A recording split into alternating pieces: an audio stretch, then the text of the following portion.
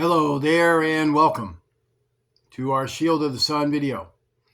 In our video for our Genesis series, we are going to continue our series and be wrapping it up here, in fact, where we're going to be talking more about the old world and aspects to it. So we already just talked about the flood. The devastation that the flood brought was a very astounding devastation when you think about it. A devastation that is just mind-boggling, actually. In fact, let's read a little bit about it. Once you join me there in Genesis chapter 6.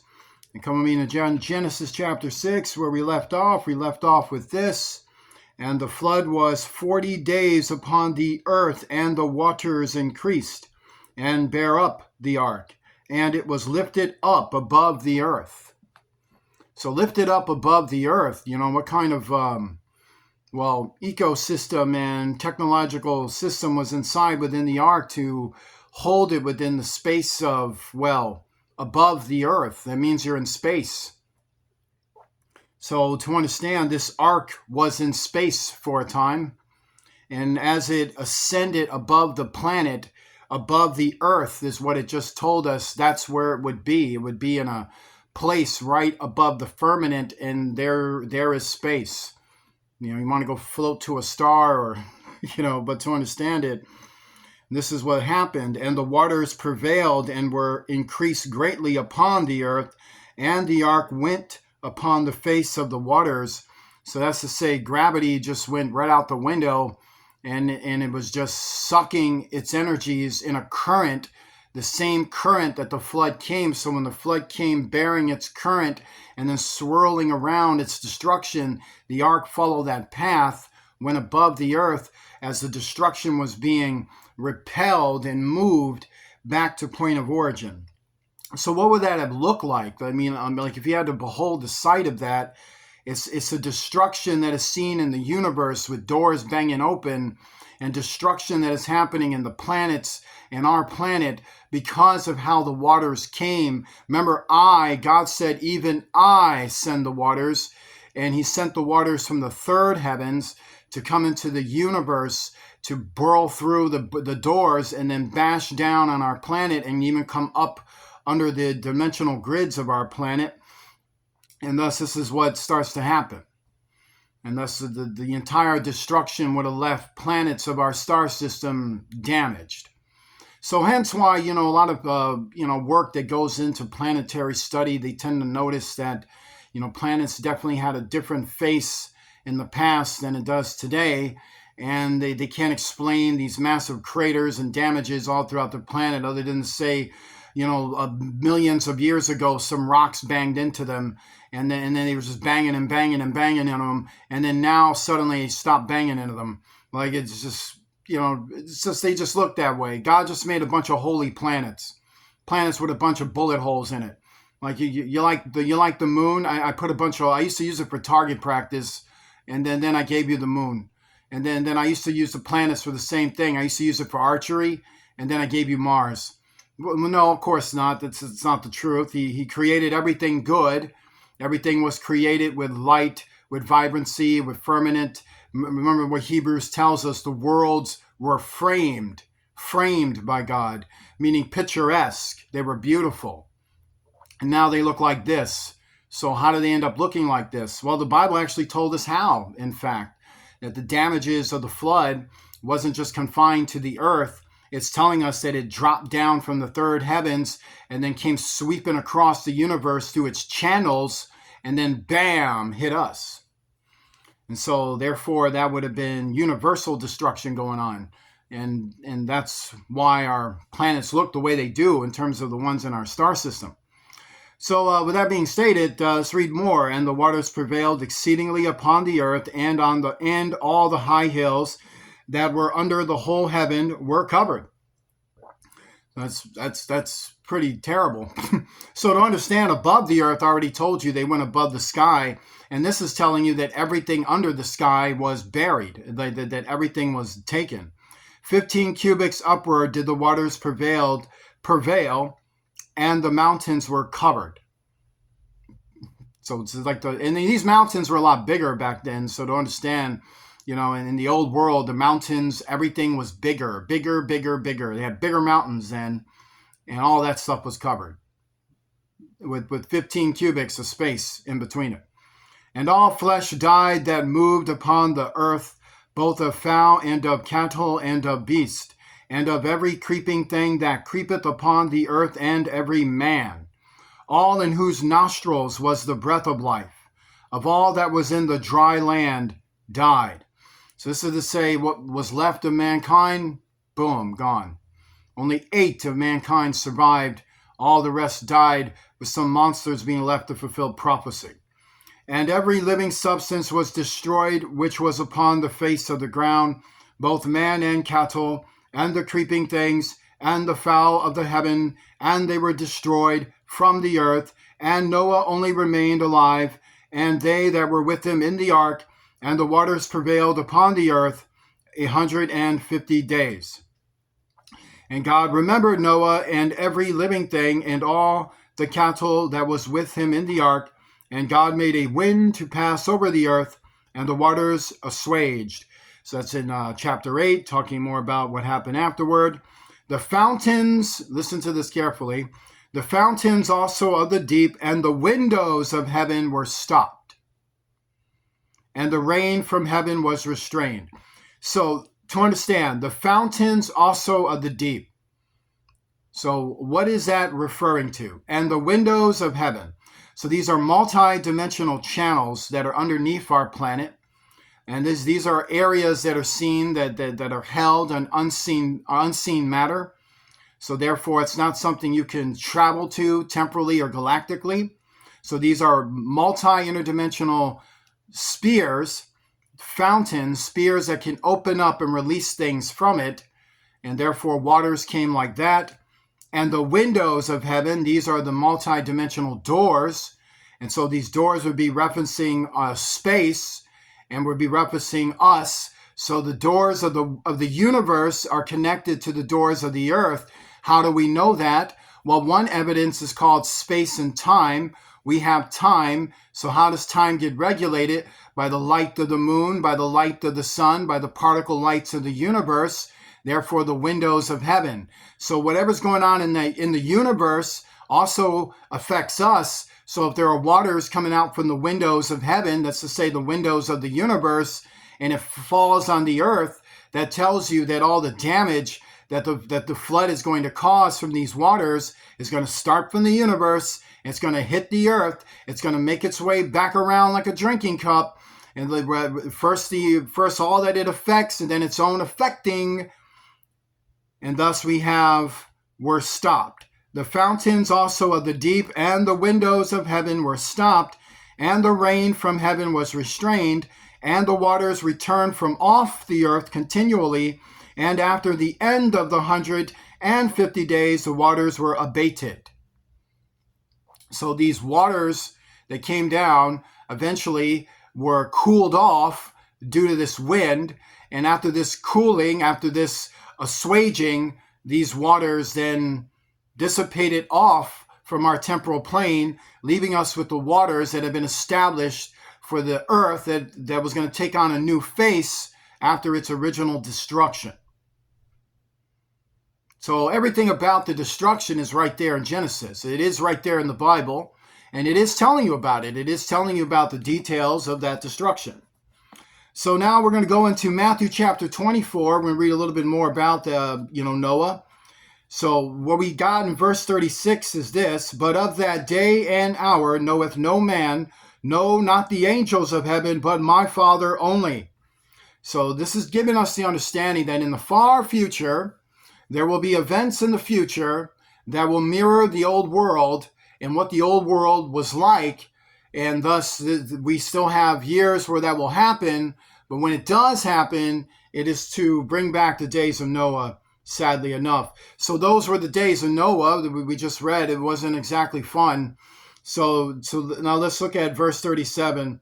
But as the days of Noah were, so shall also the coming of the Son of Man be. So it is letting you know that, of the type of world Noah saw will be what the world is engulfed in according to Revelation. When we read Revelation, We find out all the governments are gone. We find out catalysms changed our planet. We find out our planet is apocalyptic, that mankind struggles against the fallen angels and the demons. Remote interdimensional doors are open. There's remote military activity. There's temporal military activity. There's signs, wonders, and miracles. There's regimes of monstrous persons who call themselves kings and apostles and Christ and Buddha and all manner of stuff. And then they got this one among them who contends against the kings of the earth in the future, where he's trying to become the sole leader of the earth. He's the Antichrist, is the son of the devil. His father is Lucifer, and thus he's just a sicko, really. And thus this sicko plans on doing and is doing sick things from the future, according to the Bible, manifesting his works in our present day through satanic covens dedicated to Abaddon, who carried his seal and carried demonic possession with forces of Abaddon. Thus we got people out there using seer ability, using prophetic ability, using their positions as fathers, mothers, brothers, sisters, or whatever they got in order to affect society with the feelings, the emotions, and the influences of the Antichrist in our society today to cause division, to cause unfaithfulness, to cause murder, to cause robbery, to cause destruction, and to cause domestic terrorism wherever found. To manifest those works, they need sacrifices. They need people to be sacrificed to Abaddon, Apollyon, and thus that's what they seek to do. And thus this is real, this is biblical, this is actually in the Bible, and the Bible does teach you this. So with that being stated, For as in the days that were before the flood, they were eating and drinking, marrying and giving in marriage, until the day that Noah entered into the ark. So what is this telling you? It's telling you that it was a society that had all of that going on, everything we just explained in the videos, and they didn't care. Like they didn't care. To understand, they were eating. Like it's pretty shocking to think about a society that has satanic worship going on, where there are conjurings of multi-dimensional alien forces, the hosts of Satan, coming into their realm, possessing people, doing things to people, doing harm to people, and they're just nonchalant, like, you got any fries? I'll have a steak. Well, how would you rather have that? Well, we got a terrorist activity going. We got riots going down. Riots? I'll have medium rare. Honey, what would you like? I'll have that well done. I'm going to try rare. I want to be different. You want to be different, honey? I'm going to have rare too. Let's have some wine. And well, yeah, I mean, to understand, they were eating and drinking. Meaning, is there a lot of devastation going, a lot of unfaithfulness in our world today? There's a lot of spears opening up. They're talking about aliens are real. I didn't know that was real, honey. I'm going to give me a beer. You want a beer, honey? Yeah, I'll have a 6-pack of Budweiser and a Heineken. I want to be different. Feeling multicultural? Let's have American and German beer. What's going on down that street? There's a riot and people are killing each other, and there's a big giant monster running through the village. A giant monster running through the village? Must have been evolution run amok. At least it's not on my property. Come on, let's eat. Marrying and giving in marriage until the day that Noah entered into the ark. So imagine that one too, like this devastation, and their world has alien forces. There's been a catalysm with more on the way, more catalysm and more devastation is expected, but there's probably some nations still able to go to the grocery store, and while they're doing that, they're going, man, I'm thinking about just doing it. I need me a hot woman. Or one might say, I need me a good man. I need me some copulus. I need me some food. I need me some water. I need to start drinking and being about myself. So is food, copulus, and drinking a sin? No, it's what you do with it. So what God is actually saying is that they found those matters far more important than God.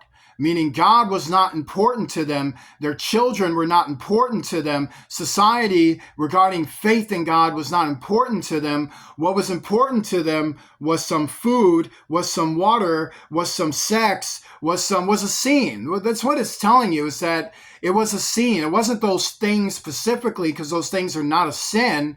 It was a scene. It was the scene. They wanted a social scene. The social scenes were far more important than their faith. Being in this social scene, being in this social scene, or being in that social scene, or that social scene. They wanted a social scene. They wanted friends. They wanted hugs. They wanted to get together and be like sister, sister, brother, brother, friends forever, dudes, dudettes, all kinds of stuff, BBFs and all kinds of stuff, really. I mean, not to be mocking, but to be truthful with you, to get you on the level that you understand, is that they sought people more than God. They sought a scene of people, something they can sit back and go, and while all kinds of terrible things were going on.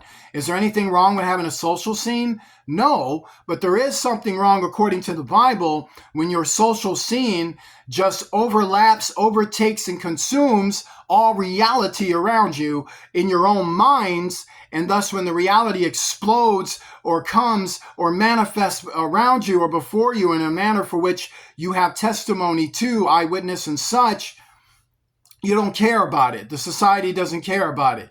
It's like, is there a prophet among you today teaching you incredible things? I don't care. I need to get gas in my car and go down and eat something. I need to go do this or that. I don't care. I got a date. It's all about the romance. And then they're like running back and forth with makeup on, like, like they're on prom date. Every day is prom date. There are serious issues. But to these people, every day is prom, every day is a reunion, every day is a marriage, every day is a divorce, every day is a first day of work, or the last, every day is a promotion. Every day is soccer, every day is football, every day is baseball. It's an event. It's my team versus your team. They're sporting hats, they're sporting shirts, they're getting in there, washing the car, just not caring. They don't care. So this attitude you've seen in your world, imagine it getting so detrimental that things break out in our world, like UFOs land in the street and everyone's complaining that, they can't get any green beans and mashed potatoes at their favorite restaurant, or McDonald's closed. And knew not until the flood came and took them all away, so shall also the coming of the Son of Man be. That's what it's going to be like. And that's what it will be like. To understand, in the days of Noah, when that stuff was breaking out, when the imagination of the thoughts of mankind was only evil continually, also people didn't care about it. And thus in the future, that's the same deal. Their imaginations are wicked continually, and people won't care about it. There'll be the Necocolitanes, the giants running amok. There'll be false prophets and false prophetesses believing they're reincarnations of people from the past. And there'll be nations receiving ancient names for fallen angel purposes to reinstitute the neon path of New Age Satanism, to embrace all doctrines of gods and goddesses, and come back to this pantheistic way of looking at the gods and goddesses, falsely called, of course. They're blasphemous, they're evil, they're going to hell, they totally deserve it, they want it, and thus nobody will care about it. People sit back like, I'd rather eat steak. Well, actually, God says this: then shall two be in the field, the one shall be taken and the other left. 2 women shall be gritting at the mill, the one shall be taken and the other left. Watch therefore, for ye know not what hour your Lord doth come. And he ends this by saying, the Lord of that servant shall come in a day when he looketh not for him, in an hour that he is not aware of. Because why are they not aware of it? Because they don't care. It's to understand, they've been told, you've been told, we've been reading it the whole time. So we have been informed, but yet it comes upon them unawares. How? Because they don't care. They just don't care. So so they don't care. They're not expecting it. If they are, they don't care about it. So they're not expecting it. And then boom. Oh, now they're feeling something. And shall cut him asunder and appoint him his portion with the hypocrites. There shall be weeping and gnashing of teeth. That's to say, demons, fallen angels, eating them eating their soul force, eating them, and then come back and eat them some more, sending them to hell for being so indifferent. What is the lesson here? We can never escape God. Never. We must always adhere to the Word of God. We must always adhere to God. For without God, we are left with nothing. And that is our final video for this series. Join me in a prayer. Our Father, who art in heaven, hallowed be thy name. Thy kingdom come, thy will be done, on earth as it is in heaven. Give us this day our daily bread. Forgive us of our debts, as we forgive those who are our debtors. Lead us not into temptation. Deliver us from evil, for thou art with us. For thine is the kingdom, power, and glory forever and ever. In the name of Jesus Christ, the King of heaven. Amen. If you'd like to donate to Shield of the Sun, please do so using Cash App, the $ Shield of the Sun, spelled in small case letters close together. I want to say God bless you to each and every one of you, and I shall see you soon.